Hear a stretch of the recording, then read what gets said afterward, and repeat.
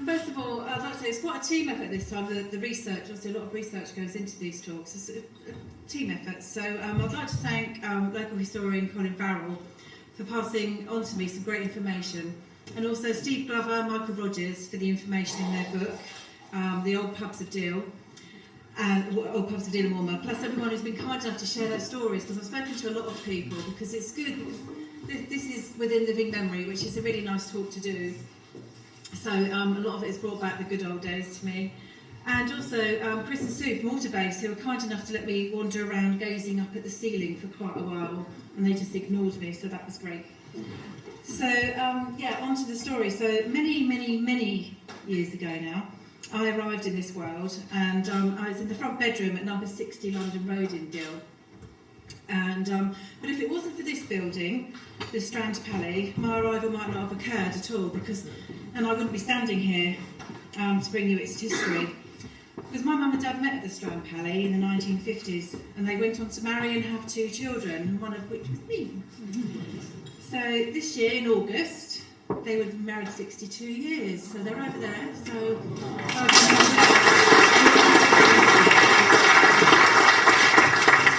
I found that research in the Palais has brought up some really interesting contradictions and stories. And I was racking my brain thinking, I don't know how to make sense of all this, and then I just realised that maybe sometimes I can't. So that's what I've done. I can't make it all work, and but I've decided that just a lot of it is lost to the past, and you know, we get a lot of hearsay mingled in, and so I'll just bring with you and share with you what I found. And I'll start with the building that was originally stood on the site, which was the Rising Sun Public House. Now, sadly, I haven't found a picture of the old pub. I did put out a couple of appeals on Facebook, but it doesn't seem to be that there's any. But what I did was, this is a map of the area. So we've got the Rising Sun Pub with the red, and then the other one here, yeah, that's right, and then the dolphin, and so I've got pictures of those. So this is like at the same time, and it seems a lot of people actually went through. So that's the Lord Warden. A lot of people actually went round the 3 pubs, and so like we're still doing. Oh, right. Anyway, so the area the straight line you can see here is North Barrack Road, and it's called now. And this was called Rope Walk, as it was along here that ropes were manufactured, which was an old ill trade, which is long since gone now. And in 1855, the landlord was registered as Henry Thomas Wood. But sadly, in 1858, Henry suffered a sad demise, and the inquest of which I've got here, was reported in the Dover Telegraph and Cinque Port's General Advertiser on the 27th of March, 1858, and I will read it to you. It says, an inquest was held on Monday afternoon before R. Emerson Esquire on the body of Henry Thomas Wood. It's a bit gruesome, sorry. And he was aged 42, late proprietor of the Rising Sun Public House. And it appeared from the evidence that the deceased had been shooting small birds in his garden, and it was supposed that the gun went off accidentally, and part of his face and forehead of the unfortunate man being blown away. So the gun he'd been using was very unstable, and the lock having no catch, and being liable to go off with the slightest jerk. So the jury returned a verdict that the deceased, Henry Thomas Wood, accidentally shot himself. So that was the end of poor old Henry. But I'm not sure it's right to be shooting small birds in the garden anyway. So, but his widow went on to take over the licence. And then coincidentally, by 1871, there was another Henry Wood shown as the landlord, and it wasn't really going very well for him either. And it was reported that a PC Goldsack was doing his rounds at 1:45, and he found the pub doors still open. And he entered and he saw 4 Marines at the bar, all with almost full pints. And Henry, the landlord, was ill in bed, and his wife was behind the bar. So PC Goldsack asked Mrs. Wood what she meant by keeping her house open at this hour, as he had only cautioned her the week before. And she told him that she hadn't been able to get the Marines to leave. And she'd asked them, but they wouldn't go. And she hadn't served them any beer since 12 o'clock, definitely not. But quite how she knew this is a mystery, because one of her parts of the defence was that she didn't have a clock. So I don't really know. So it's a bit of a contradiction in terms of this. So anyway, But the magistrate stated that the maximum fine for his offence was a hefty £5, but they took into account his previous good character in another premises, and they fined him only 13 shillings and sixpence, which he paid at once. And so there are a few other stories. So it was certainly a lively establishment, but not necessarily salubrious. As the magistrate's report from March 1911 reads, considered by Royal Marines to be good for a late drink, as the barracks bar canteen closed at 9:30, there is a large tap room in which it is considered that no self-respecting person would want to sit. Used by a lot of fish people. No stables. So, yeah. And I read also that there's a room upstairs that was used by the Royal Antediluvian Order of the Buffaloes, which is a charitable organisation similar to the Freemasons that's still in existence today. So, but the end came for the Rising Sun when it closed on the 30th of December 1911. But by the 3rd of August 1912, the area had been rebuilt and the King's Hall Cinema was born.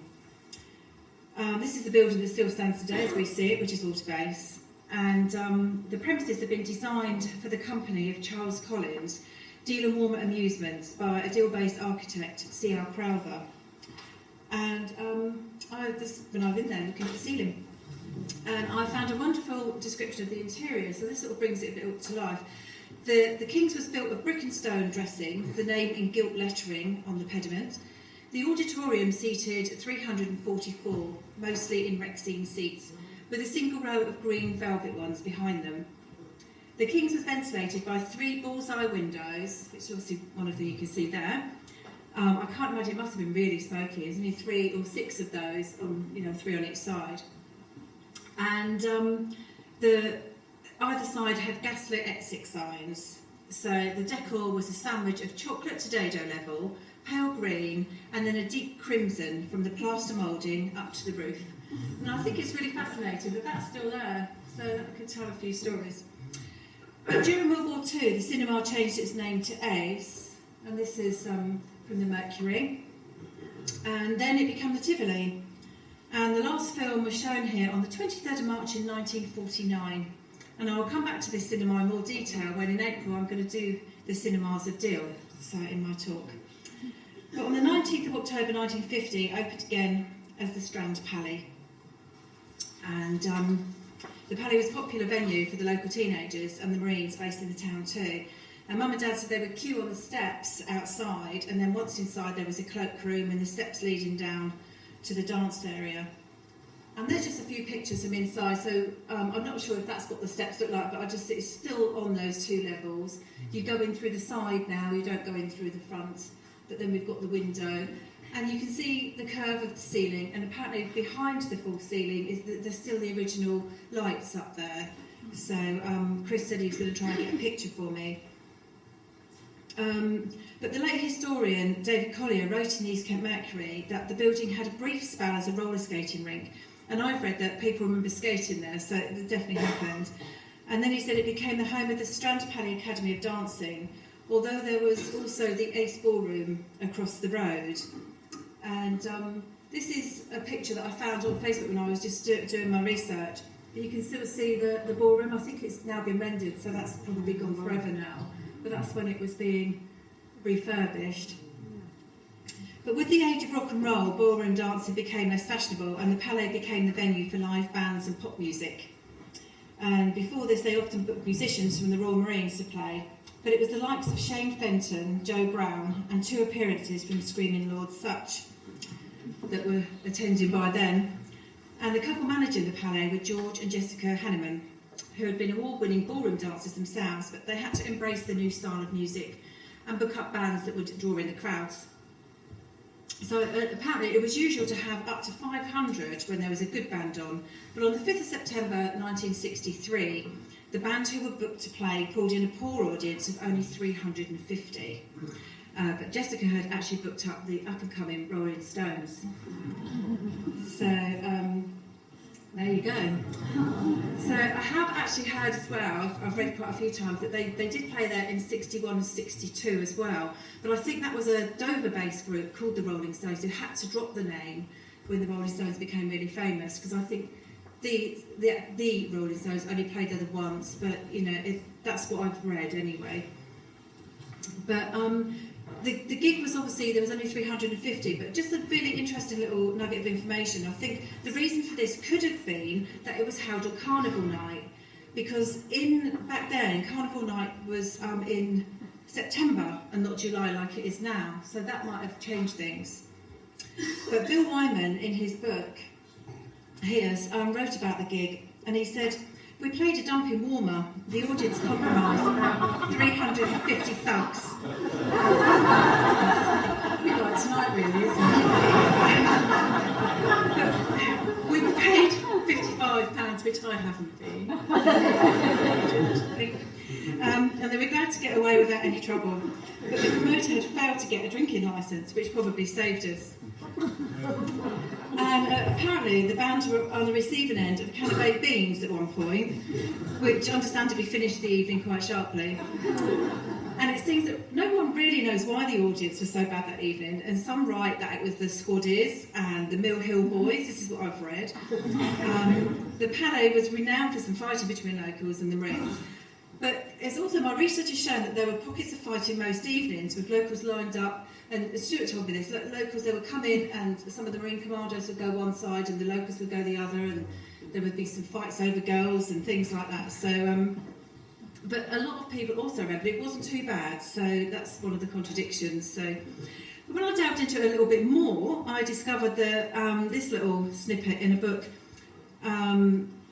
here, and it was written by the Paramounts. Now, the Paramounts actually supported the Stones that night. It was going to be another group, but they couldn't make it. So they supported the Stones. And Gary Brooker, in his book, wrote this. And it said, "It was the first time we had seen the Stones and that they saw us. In fact, we all ended up hiding in the same room because there was a terrible, terrible fight down there between the Marines and East End Heavies. It was a stage fight. The Marines had to be taught a lesson. Our manager, who ran the dance hall, brought down these heavies from the Cray Snooker Hall in London's East End." I know, this is really weird, isn't it? And it was a pretty fearsome battle. Our side, if you like, were wandering around looking for someone to kill with baseball bats and chains in their hands. And I remember looking out of the window with Mick Jagger, and we saw one of these Marines run to his car and lock the door. One of our boys just went up, punched the window, which smashed immediately, grabbed him by the ears, pulled him out and kicked the hell out of him. A vicious, brutal fight.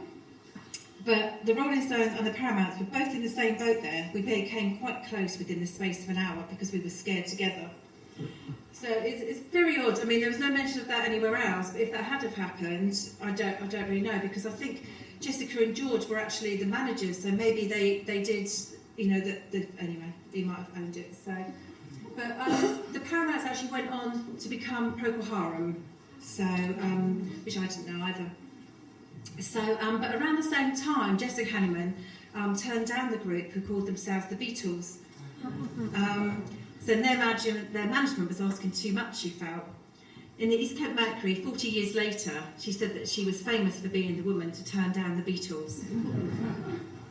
So that's nearly it, really. That's about as almost brings us up to the end. But I've just took a couple of then and nows when I was wandering or lurking, more like. But there's one of them. It's a great one of the Marines marching past.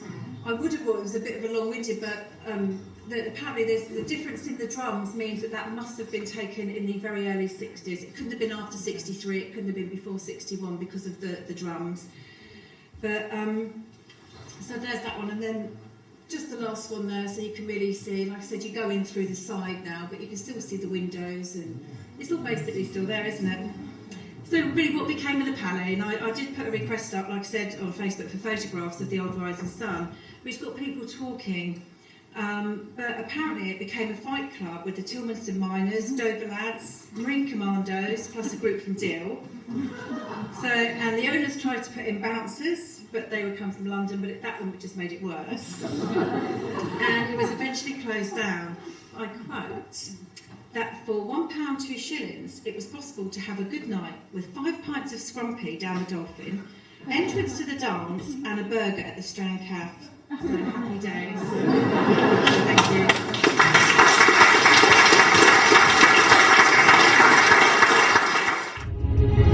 Hi folks, I hope you enjoyed the video. Finally, I'd like to say a huge thanks to all of the History Project sponsors. Without your continued support, none of the good work we do would even be possible. So thank you.